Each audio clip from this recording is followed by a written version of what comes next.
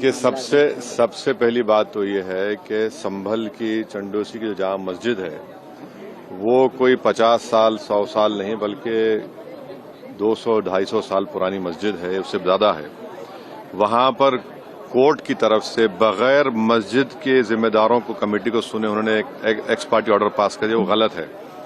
दूसरा यह है कि एक बार तो आपने गलत ऑर्डर दिया, सर्वे हो गया। दूसरा सर्वे जब किया आपने किसी को इत्तला नहीं दी। तीसरी बात यह है कि पुलिस का ये काम था कि मस्जिद कमेटी को कॉन्फिडेंस में लेते या वहां की पीस कमेटी को। चौथी बात यह है कि जो सर्वे करने लोग आ रहे हैं वो प्रोवोकेटिव स्लोगन्स लगा कर आ रहे हैं, वो वीडियो उसका है, पब्लिक डोमेन में है। और उसके बाद जो वहां पर वायलेंस हुआ जिसमें 3 मुसलमानों को गोली लगी, उनकी मौत हुई, हम इसका कंडेम करते हैं। ये फायरिंग नहीं बल्कि मर्डर है। और जब से बाबरी मस्जिद राम मंदिर का जजमेंट आया, जिस बात को मैं पर्टिकुलरली कह रहा हूं कि उस जजमेंट के बाद ये सब चीजें खुलेंगी और एक के बाद एक खुल रही हैं। एएसआई प्रोटेक्टेड मॉन्यूमेंट सब बातें कर रहे हैं, क्या एएसआई के कानून में नहीं है कि आप उसका रिलीजियस नेचर चेंज नहीं, कैरेक्टर चेंज नहीं कर सकते? किस बुनियाद पे कर रहे हैं ये? और आप किस बुनियाद पर अपने फेथ को दूसरों पे थोपेंगे? भाई कानून कोई चीज है ही नहीं है। जिस दिन कोर्ट में सुनवाई होती है उसी दिन ऑर्डर हो जाता है, उस दिन सर्वे भी हो जाता है। ये तो 1948 में ऐसे ही हुआ था बाबरी मस्जिद में।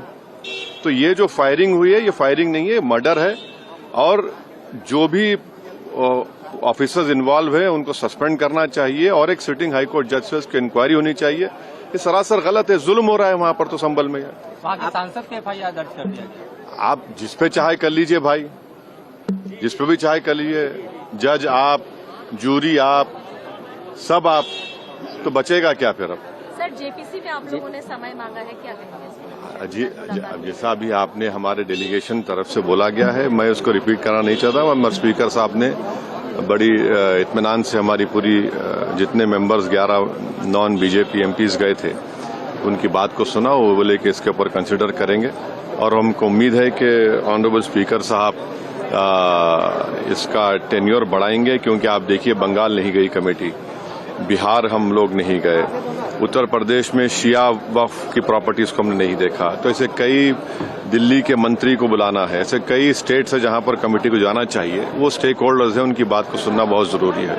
सर वक्फ बोर्ड अमेंडमेंट बिल को लेकर आप क्या सोचते हैं? क्योंकि लगातार सरकार की तरफ से यही कहा गया कि जो मुस्लिम जनता है उनके हित में, मुसलमान जो है उनकी अभी ये कानून बना नहीं। आप देख लिए संभल में क्या हो गया है। अभी ये कानून बना नहीं है। आप देख रहे हैं कि हर जगह पे बोल दिया जा रहा है कि नहीं, ये यहाँ पर 500 साल पहले मस्जिद नहीं थी। इस बिल में आप, ये बिल आर्टिकल 26 का वायलेट करता है।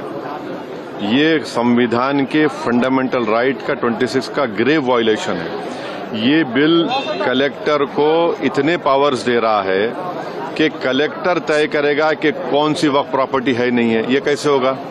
कलेक्टर कैसा जज होगा अपने ही केस में?